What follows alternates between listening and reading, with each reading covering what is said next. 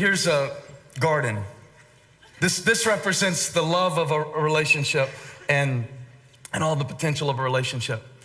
And this, of course, represents the offenses that are going to come into your relationship. Now, you don't have to be married to get a whole lot out of what I'm saying right now. This will apply to anybody in your life who is important to you and show you exactly what the enemy will try to do. Like, for instance, I don't know if Stephanie's a good cook or not. Oh, yeah. Yeah, good. And I was talking to my mom this morning. No, my mom lives here in Charlotte, and she reminded me of this story. It's just hilarious. It just shows how offenses can come. Because the question isn't, are offenses going to come into your relationship? That's not the question. They're gonna come. They're gonna come. The question is, what are you gonna do with them?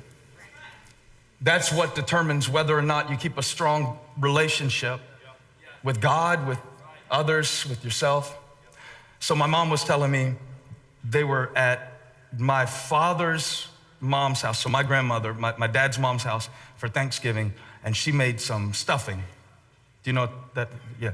And when my grandmother made some stuffing, and the way I understood the story, my dad was sitting there eating his mom's stuffing. And while he's eating the stuffing, he says, trying to give a compliment to his mom, he's like, Mom, nobody makes stuffing like you. I mean, other people try to make stuffing, but nobody can make it like you. And my mom is thinking, while he's saying, nobody makes stuffing like you, my mom is thinking, and nobody is going to make stuffing for you except your mom, so you better invite your mom to be your cook if nobody makes stuffing like her. And my mom said, I didn't make that man stuffing on Thanksgiving for the next 6 years. And I said, can I tell the church that story? It's a good illustration. She said, yes, as long as you clarify that I really do make better stuffing than your grandmother. Now, I got you holding that because he says this stuff. He says these unintentional things because men are stupid. And we just say stuff. We don't realize what we're saying. And we just say stuff. And maybe Dan hasn't done it yet. To me, he looks like an intelligent man. But he's going to say something, and it will be unintentional in his mind. He's just saying it. He's just saying something. He just says stuff. Or sometimes it's not what they say, it's what they don't do. It's an unmet expectation. That is the breeding ground of offenses in relationships. Unmet expectations. And let me tell you the breeding ground of unmet expectations, unexpressed expectations. So you gotta learn how to talk to people. Otherwise, like, let's say growing up in Stephanie's house, birthdays were a big deal. But maybe at Dan's house, they didn't make a big deal about birthdays. Because, hey, what did you do? You didn't do anything on your birthday. You were just born. So maybe on birthdays at Dan's house, nobody celebrates the fact that you just came out into the world like it was some great achievement.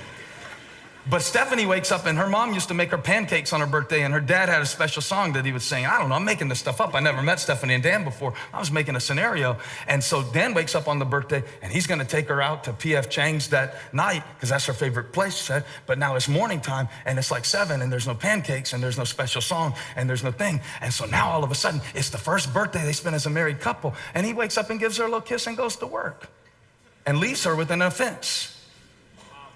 And you're like, well, that's stupid. She shouldn't get so offended over that. Well, you get offended over some stuff too, some little things.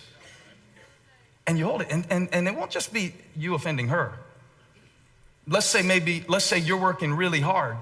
This used to happen in me and Holly's marriage. This is an example I did not ask for permission to share. When I discovered that her recreational preference was shopping. And so she said, me too. So you come home on Saturday, Holly would come home on Saturday, and she would be energized, and she would have bags all over her arms. But to me, those bags didn't look like shopping bags. Those bags looked like grenades to be launched into our financial picture. Here I am trying to work. She's walking in with all these bags, looking at her, and then she has the nerve to say, don't worry, because I got it on.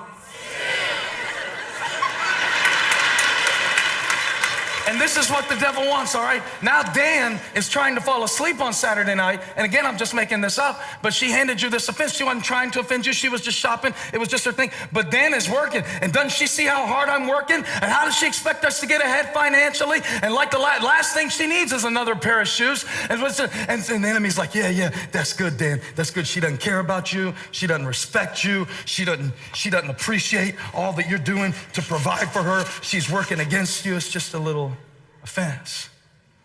Meanwhile, Stephanie is still stuck on her birthday. It was 4 months ago. She's still mad about the pancakes. Come here, Stephanie. And she's over here, and she's still nursing that thing about the birthday. And see, it's every time she thinks about it, it gets a little deeper. She drive it down in there with every thought and reliving it and thinking about what he said and what she did and what they didn't say and didn't pay attention to me and don't appreciate me, and it just drives it down deeper. And marriage is gonna give you, because it's the most intimate relationship,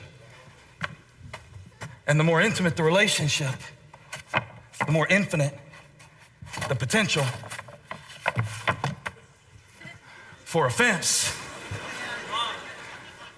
And so you're gonna have like a million offenses, little offenses. And if you don't learn how to deal with them, because sometimes the thing that you liked about her when you were dating will drive you crazy now that you have to wake up with it every day. No offense to Stephanie, I'm sure she's wonderful. You're like, oh, why would you say that about her? It's true about everybody. Here's how the country preacher said it. He said, before marriage, opposites attract. After marriage, opposites attack. Amen. That's how the country preacher said it. And so, I know it's kind of heavy. That's how offenses are, but it's not all at once. It's just one at a time. So like, let's say that before marriage, you liked her because she is mysterious and quiet, and that draws you to her. But then in marriage, it can go this way to where it was really attractive that she was quiet and mysterious when you were dating her, but now in marriage, she won't ever talk. And it's like, no, but yeah, but no, but just for example. And it's like, why won't you tell me what's on your mind? But that's why you liked her. And before you married him, he was the life of the party. And he walked in and he just talked and lit up the room. And now, why won't he ever shut up? Dan will not shut up. Shut up, Dan. And so, what actually was part of building the foundation of the relationship, now it's offense, and it happens a million different ways. And the enemy will give you all kinds of opportunities. And you don't realize what's happening because it's just one little conversation after another, you know? It's just dressing on Thanksgiving. It ain't a big thing.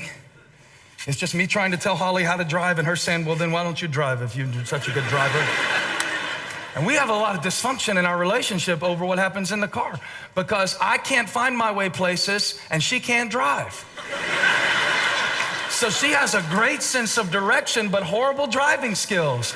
I'm a great driver with no sense of direction. So the other night, we're driving, coming from a movie, as a matter of fact, not the Christian football movie, but we're coming back, and she almost got us killed. And I was mad because to me, she wasn't paying attention. And we talked about that later, and she was like, well, you know, if you want to be in control of how the car works, there's a different seat you can sit in. Shut up! Rock up! Rock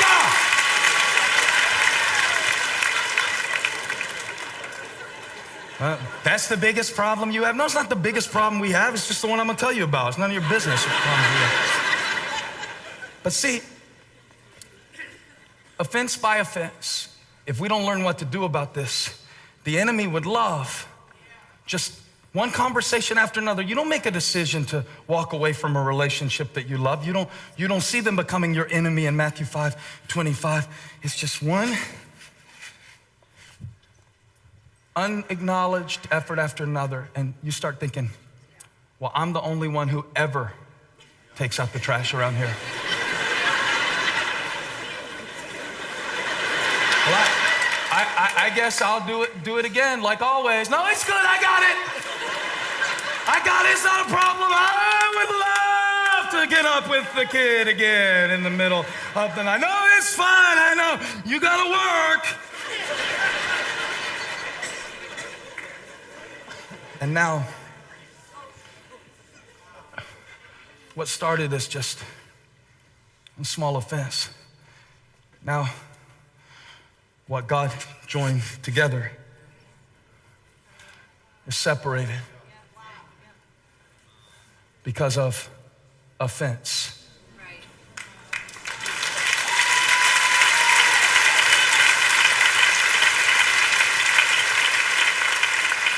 And now the crazy thing is, Jesus said, if you let it get to this point, if you live your relational life on the basis of, well, I'm not apologizing first, I apologized first last time. If you don't learn how to deal with these things, you find yourself in prison. It's not them that you imprison. It's you. Hey, Dan? Why don't we talk anymore? Where did the love go? Dan, we haven't been to P.F. Chang's in 3 years, Dan. You built offense. The enemy's agenda is destruction. His strategy is division, and his tactic is offense. Thankfully, God has given us another way to deal with offense. If only we could find an example of somebody who had every right to be offended, of somebody who had every right to hold it against us, of somebody who had every right to stand at a distance, but opened his arms and said,